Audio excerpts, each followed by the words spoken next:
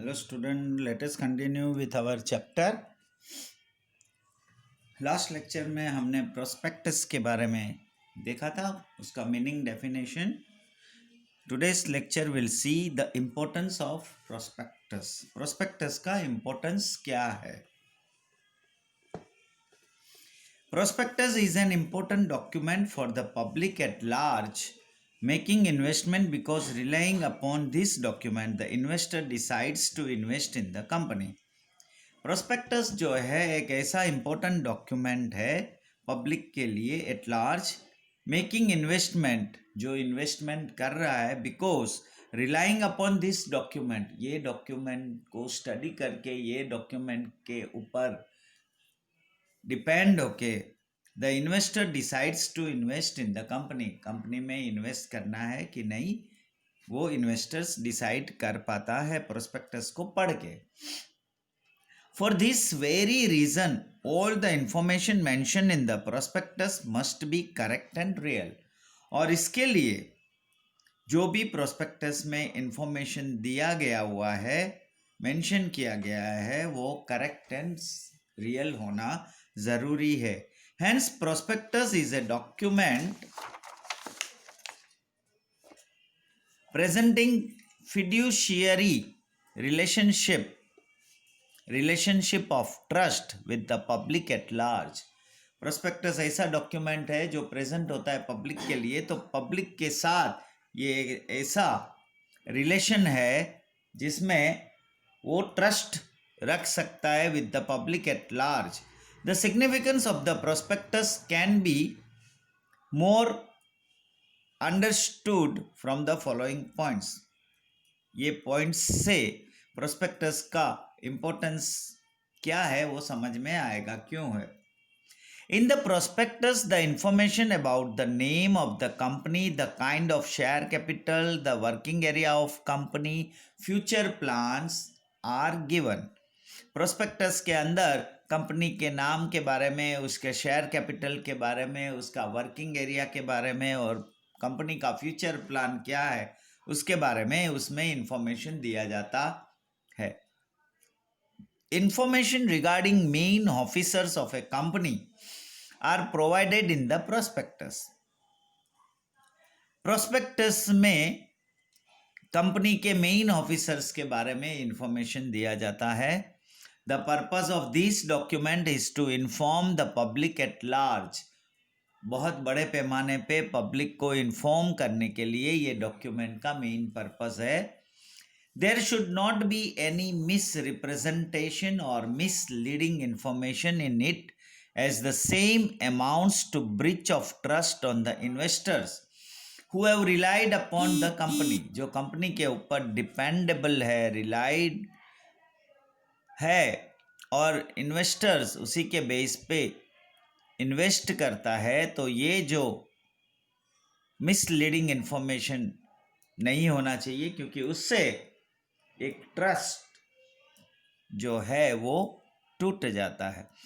Special provisions are kept in the companies act to prevent false misleading statements in the prospectus. और company act के मुताबिक इसमें special provisions भी रखा गया है अगर प्रोस्पेक्टस में ऐसा स्टेटमेंट दिया गया है तो. The officers who have given such false, misleading statement or information in the prospectus of a company are held liable. और जो भी ऑफिसर्स ने, कंपनी के ऑफिसर्स ने ऐसा फॉल्स या मिसलीडिंग स्टेटमेंट या इंफॉर्मेशन प्रोस्पेक्टस में दिया है तो they are responsible for that. The presentation of true financial situation of a company in its prospectus gives idea of reality to the investor. Company का financial situation के बारे में prospectus में बताया है, बताना ज़रूरी है सही, ताकि इन्वेस्टर को रियल आइडिया मिलता है इन्वेस्ट करने के लिए. In the prospectus, there is a mention about the possible risk of a project of a company. As a resultant effect, investor can take appropriate decision.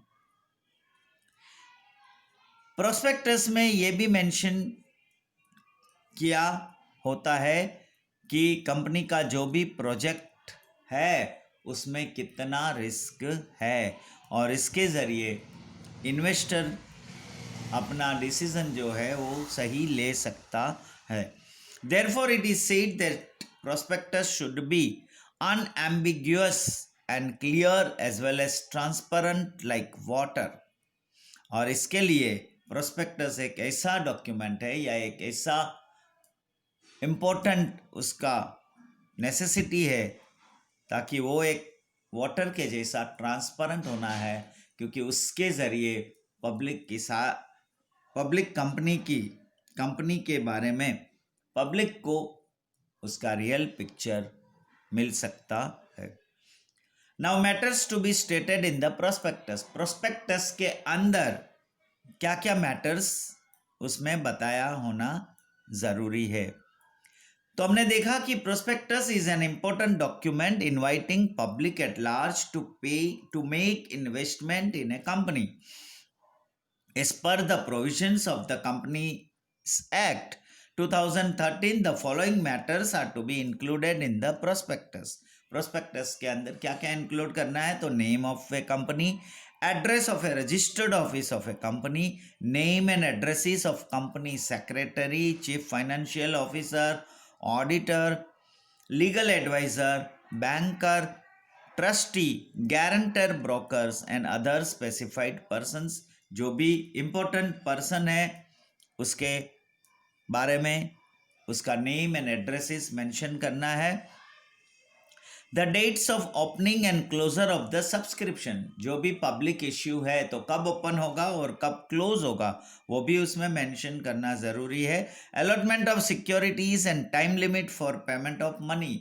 और जो अलॉटमेंट होगा securities का कब होगा और उसका टाइम लिमिट और उसका पेमेंट कब देना होगा, payment of money. Statement of promoters to the effect that the company will open a separate account in a bank and entire fund would be kept in it.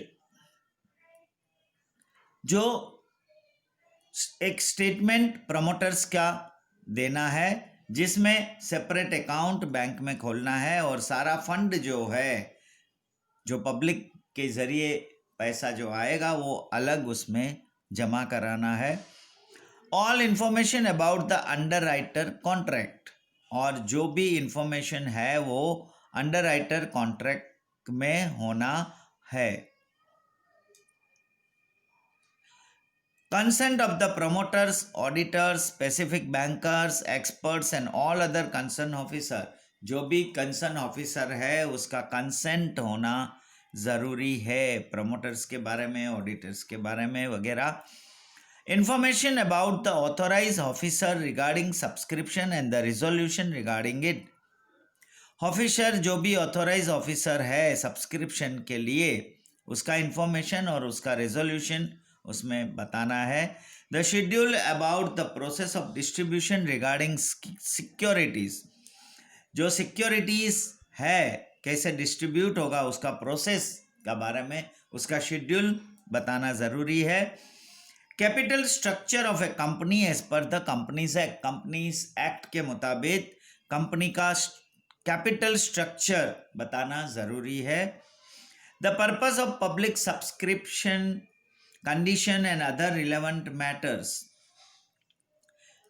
Public subscription का क्या purpose है, उसकी condition क्या है और उसके relevant जो भी मैटर्स है वो बतानी है. The main object of a company and it's present business, the place of business and the schedule of implementation of its project. Company का मेन ऑब्जेक्ट क्या है उसके बारे में बताना है, उसका प्रेजेंट बिजनेस क्या है, प्लेस ऑफ बिजनेस, बिजनेस कहाँ करेंगे, and the schedule of implementation of its project, और उसका जो प्रोजेक्ट है कंपनी का वो कब इम्प्लीमेंट होगा, किस तरह होगा. नाउ रिगार्डिंग प्रोजेक्ट के बारे में क्या बताना है, तो idea of promoters and risk factors in it. Promoters जो भी है उसका आइडिया क्या है वो प्रोजेक्ट बनाने का और उसमें कितना रिस्क है. Waiting period for the project, project का वेटिंग पीरियड कब तक होगा. The development in the project में डेवलपमेंट किस तरह होगा, time for completion of the project का कंप्लीट कब होगा उसका टाइम लिमिट मेंशन करना है। Information regarding any pending suit, legal proceedings or filing of a suit or legal proceeding against a promoter by government department during a past 5 years from the date of publication of the prospectus। जो भी prospectus publication हुआ उसका date से last past 5 years का, उसमें company का कोई भी pending suit, legal proceedings, filing suit, कोई लीगल ऐसा कुछ गवर्नमेंट डिपार्टमेंट के साथ ऐसा अगर कुछ है तो वो सारी इंफॉर्मेशन देना है। Information about the minimum subscription, information regarding the amount to be paid as premium, information about issuing of any share except cash, minimum subscription में कितना भरना है उसके बारे में information about the board of directors, their appointment, remuneration and the details about their interest in the company में उसका क्या इंटरेस्ट है, बोर्ड ऑफ डायरेक्टर्स का, उसके बारे में सारी इंफॉर्मेशन, उसकी अपॉइंटमेंट किस तरह होगी, उसकी रेम्यूनरेशन, उसकी सैलरी, पगार, तनख्वाह क्या होगा।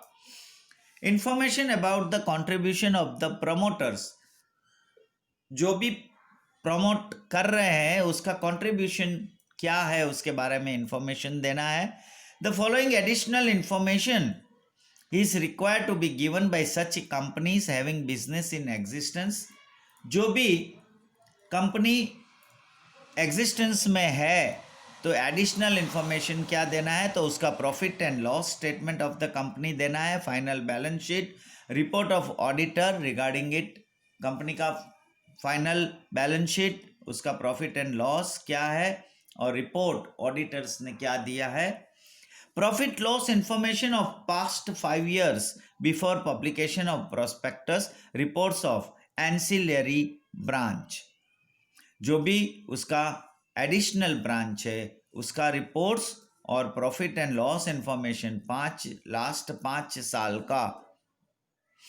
Information regarding the business in which direct or indirect use of the obtained securities is to be utilized, जो भी सिक्योरिटीज आएगी तो उसका बिजनेस में डायरेक्ट और इनडायरेक्ट में क्या यूज होगा, किस तरह यूटिलाइज होगा उसका बारे में इंफॉर्मेशन देना है।